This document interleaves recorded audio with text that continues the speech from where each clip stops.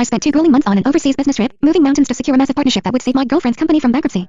When I finally landed, exhausted but thrilled, I called her to share the good news. She told me not to bother showing up to the celebration gala. You need to let Felix take the credit for this. He's new to the company and needs to build authority before I promote him to general manager. He needs this win more than you do. Her tone was so casual, so completely entitled, that I literally couldn't believe my ears. It wasn't until the fire alarms violently blared at the gala, right as I reached out to grab Christine's hand to guide her to safety, that the truth really sank in. She completely bypassed me, grabbing Felix's hand instead, and sprinted toward the emergency exit without a single backward glance. At that exact moment, my heart turned to ash. I turned around and silently accepted the olive branch from her biggest corporate rival. Victor, are you out of your mind? You seriously came to ruin Felix's night? Why couldn't she just stay home? What is your problem? Christine was furious when she saw me at the venue. She grabbed my arm and dragged me into a deserted corner of the banquet hall. Can you just drop it? If you hadn't stubbornly hoarded the project I specifically assigned to Felix, the company would have recovered months ago. Why did you have to drag it out? I stared at her, letting out a cold, bitter laugh. I busted my ass negotiating this deal. I was just about to sign the final contract, and you want Felix to just waltz in and take the credit? On what grounds? The kid doesn't even know the difference between the printer and the paper shredder in his own office. What makes you think he can handle a project of this magnitude? For the past 2 months, I had practically killed myself for Christine's company. I hadn't slept a full night in weeks. I was drowning in endless meetings, staying up until dawn writing proposals, and practically begging investors for capital. I poured my literal blood, sweat, and tears into landing this multi-million-dollar contract. Footsteps approached. Felix strolled over with a glass of red wine in his hand, a painfully fake, apologetic smile plastered across his face. Victor, thank you so much for handling the overseas grunt work for me. Don't worry, I'll take over hosting the executives and finalizing the paperwork. You can finally rest. Before I could even open my mouth, Christine chimed in with a sneer. Why are you being so polite to him?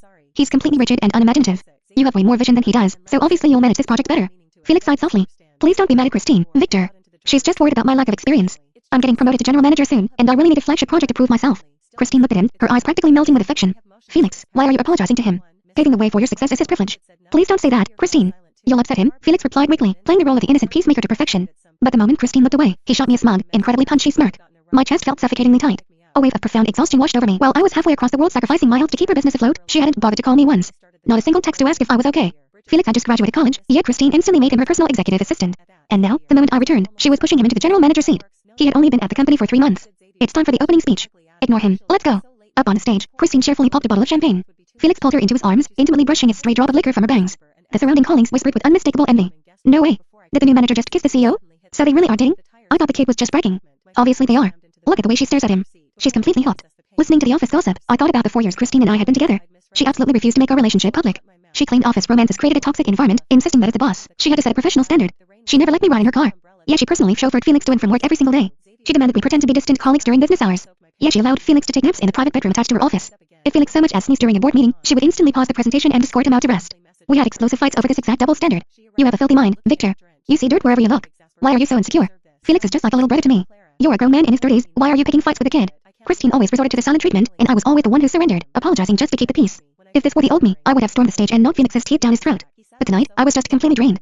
Before I could even turn to leave, a piercing fire alarm suddenly shattered the atmosphere. Thick, black smoke billowed from the back of the hall, rapidly swallowing the ceiling. Panic erupted. The crowd devolved into a screaming, shoving stampede. Instinct took over. I lunged forward, desperately reaching out for Christine. Christine, stay behind me. I'll get you out.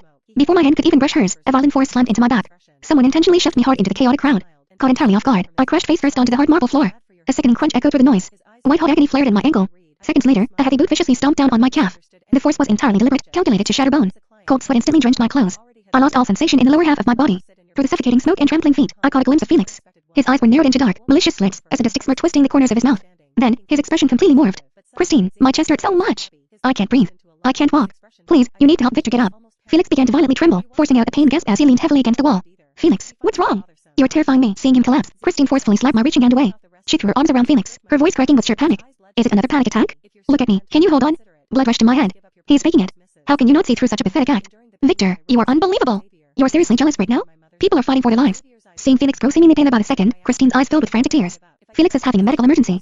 I'm getting him out of here right now. Her words literally froze the blood in my veins. I think my leg is broken. I can't stand up. You're leaving me here to die for him? I already called emergency services. The firefighters will be here any second. Christine grabbed Felix's arm, completely abandoning me, and rushed toward the illuminated exit sign. You're not going to die waiting a few minutes. Just stay where you are. The acrid smoke ruthlessly choked the air out of the room. Every breath felt like inhaling shards of glass. Combined with my severe sleep deprivation from the business trip, my vision began to rapidly blur. I used the absolute last ounce of my strength to plead with her. Please. I'm begging you. Don't leave me. As they brushed past me, Christine didn't even spare me a single glance. That was the moment I finally understood. I occupied absolutely zero space in her heart. That was the moment my love for her permanently died. When I finally regained consciousness, my right leg was encased in a heavy plaster cast, elevated at the end of a hospital bed. Victor, you're awake. Do you need a doctor? Harper, a colleague from the marketing department, hovered over me with genuine concern. I had passed out from severe smoke inhalation. Harper explained that she found me unconscious on the floor and physically dragged me out of the burning building. I thanked her softly, promising to treat her to a nice dinner once I was discharged. The local news was playing on the small TV in the corner. The fire was caused by a catastrophic grease fire in the kitchen. Thankfully, there were no fatal casualties. Once Harper left the room, I picked up my phone and dialed the number. Mr. Harrison, I've thought it over, and I'd like to accept your offer. I'm ready to join your firm next week. A boisterous laugh boomed through the speaker. Victor, you finally came to your senses. A man needs to prioritize his empire.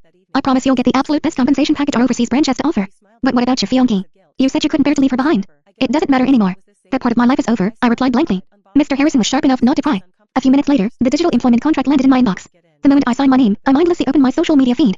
The first post was a brand new update from Felix. Feeling under the weather, but my favorite person made me hot soup. Feeling completely spoiled and loved. The attached photo was taken from behind. It showed Christine wearing a cute apron, diligently stirring a pot on the stove. This time, I didn't feel a trace of anger. I just tapped the like button. In our 4 years together, Christine had never once cooked a meal for me. When I was bedridden with a severe fever, she couldn't even be bothered to order me a delivery meal. I always justified it by telling myself she simply didn't know her way around the kitchen. I remembered one scorching summer day, feeling incredibly bad for how stressed she was at work. I woke up at dawn, bought the freshest ingredients from the market, and spent hours cooking her a meticulously balanced lunch. Sweating profusely under the blinding sun, I proudly delivered the food to her office. Instead of gratitude, I walked in to find her aggressively flirting with Felix. Christine, I really want hot pot for lunch today. Patience, little boy. I'll take you out in a minute. She laughed, playfully tracing the outline of his abs through his shirt. But the second she noticed me standing in the doorway, her smile vanished into a dark scowl. Victor, I specifically told you not to bother me during business hours unless it's an absolute emergency. Sensing the tension, Felix casually walked over and slung an arm over my shoulder. Want to come with us, Victor? Too bad we only made a reservation for 2. I just let out a cold laugh, set the lunchbox on her desk, and walked out.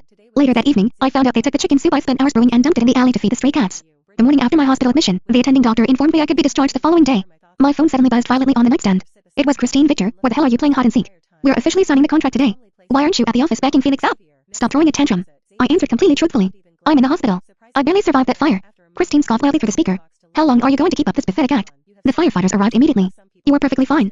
I already called around. The emergency responders didn't see you, and the staff said you walked out of the building on your own. Yesterday you faked a broken leg, today you faked a hospital stay. Felix is generous enough to forgive your jealousy, so I'm giving you exactly 10 minutes to drag yourself back to the office. I slowly peeled the tangerine my hospital roommate had given me. Felix is such a charismatic prodigy, isn't he?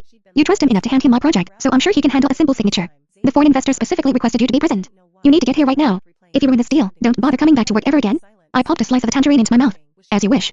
Consider this my official resignation. Ignoring Christine's furious screaming on the other end, I calmly hung up the phone. After my discharge, I took a cab straight to the apartment.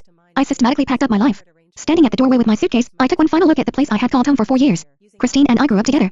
We were childhood sweethearts. Our parents had even jokingly arranged our marriage when we were toddlers. Everything changed when her father passed away in a sudden accident. Her extended family circled like vultures, eagerly waiting to carve up the company and steal her inheritance. She called me every single night, crying hysterically, terrified she was going to lose everything her father built. So the second I graduated, I sacrificed my own career plans and joined Mercer Enterprises to protect her. Those were the golden days of our romance. She used to write me passionate love letters on pink stationery, fearlessly declaring her devotion. She meticulously documented our dates, crafting beautiful scrapbooks filled with movie tickets and Polaroids. We took pottery classes together, proudly displaying our slightly lopsided mugs on the living room shelf as symbols of our future. The shift happened 2 years ago. The company launched a charity initiative, and Christine ended up sponsoring a struggling college student, Felix. From that moment on, the warmth in our relationship rapidly evaporated. When I tried to communicate my frustrations, she ruthlessly shut me down. She complained that I worked too much, that I was boring, that I acted like a joyless old man. But back then, her company was still surrounded by corporate sharks. I couldn't afford to take a single day off if I wanted to keep her safe. Then came the nights she simply didn't come home. Felix took her to underground clubs to dance until dawn. He took her riding on his motorcycle at terrifying speeds through the mountain passes. They camped under the stars, completely isolated from the rest of the world. 3 months ago, Christine officially hired him as her personal assistant, showering him with inappropriate perks. Whenever I was exhausted and just wanted to hold her, she would physically shove me away, yet she happily offered to massage Felix's shoulders when he complained about typing. I once asked if we could adopt a puppy to build a life together. She aggressively refused, calling it a filthy burden. A week later, she and Felix joyfully sponsored an entire shelter of stray animals. She completely forgot our anniversary this year, but spent weeks planning a wildly expensive, romantic surprise party for Felix's birthday. Thinking back on it all, I couldn't help but laugh at my own stupidity. I pulled out my phone and booked the earliest flight back to my hometown. I planned to spend a week with my parents before flying overseas to start my new life. Suddenly, my phone rang. It was Christine. My mom wants to see you. She misses you and wants you to come over for dinner tonight. And remember, keep your mouth shut. Don't even think about running through with your pathetic little complaints. I agreed to go. Eleanor, Christine's mother, had always treated me like her own son. It was the perfect opportunity to officially end the engagement face to face. I arrived early and helped Eleanor in the kitchen, chatting easily as we prepped the vegetables. I was just trying to find the right moment to break the news when the front doorbell chimed. Christine walked in, and trailing right behind her, acting entirely at home, was Felix. I wasn't surprised in the slightest. Mom, this is my friend Felix. He just got off work, so I brought him over for a bite, Christine announced. She shot me a disgustingly hostile glare, then marched into the living room without another word. I didn't even acknowledge her existence. Desperate to score points with the matriarch, Felix bounded into the kitchen, loudly offering his assistance. Eleanor ignored him, raising her voice to scold her daughter in the other room. Why are you giving Victor attitude the second you walked through the door? Did you two fight again? He just got back from a brutal business trip. You should be taking care of him. He's been working himself to the bone for our family. And what about the engagement banquet next week? Have you finalized the guest list and the catering? We absolutely cannot delay it again. The banquet was originally supposed to fall on our 4-year anniversary, but Christine abandoned the planning midway through because she was too busy organizing Felix's birthday bash. I pressed my lips together, quietly grateful we never actually sent out the invitations. When dinner was finally ready, I prepared to step out and drop the bomb. Suddenly, Felix blocked my path. His face twisted into a vicious, unrecognizable sneer. Don't get cocky, Victor. She is never going to marry you. The one who is in love is the actual homewrecker here. Before I could process his words, he grabbed a heavy ceramic bowl filled with boiling hot soup and ruthlessly dumped it entirely over his own head. I only have Christine. No one is going to take her away from me. Let's see whose side she takes when she sees what you just did to me. The heavy bowl hit the floor, shattering into 100 pieces with a deafening crash. The noise instantly brought the women running. I leaned against the counter, crossing my arms, a cold smile playing on my lips. I didn't even try to defend myself. Felix. Oh my god, what happened? Christine charged into the kitchen in a blind panic. She violently shoved me out of the way, her hands frantically hovering over the red, blistering burns forming on Felix's forehead. Victor said I was garbage. He said I didn't deserve to be here. And he said he'd beat me every time he saw my face. Felix sobbed, tears streaming down his face as he trembled violently. Christine turned to me, her eyes practically blazing with homicidal rage. She pointed a shaking finger right at my nose. Are you completely psychotic? Did you come here specifically to torture him? What did he ever do to you? Get on your knees and apologize to him right now, or I swear to God I will never forgive you. Eleanor rushed forward, desperately trying to de-escalate the situation, yanking on Christine's sleeve to make her stop shouting. I just laughed. I looked directly at Felix, who was still weeping crocodile tears. You can keep the project. And you can keep Christine. I don't want either of them anymore. Christine froze. The rage slowly drained from her face, replaced by total disbelief. What the hell does that mean? She quickly regained her haughty composure, crossing her arms. I'm warning you, Victor. If you keep pushing this tantrum, there will be no going back. Take a good look in the mirror. Who else is going to want a useless freeloader like you? If you have any dignity left, you have exactly 60 seconds to apologize and take it back. When I graduated, I turned down massive offers from elite tech firms and gave up a brilliant future to be her loyal servant. And this was my reward. I had spent 4 years nurturing a viper. It means exactly what I said. We're broken up. You two truly deserve each other. I turned to Eleanor, pulling a sleek black audio recorder from my pocket and pressing it gently into her hands. Eleanor, please cancel the banquet.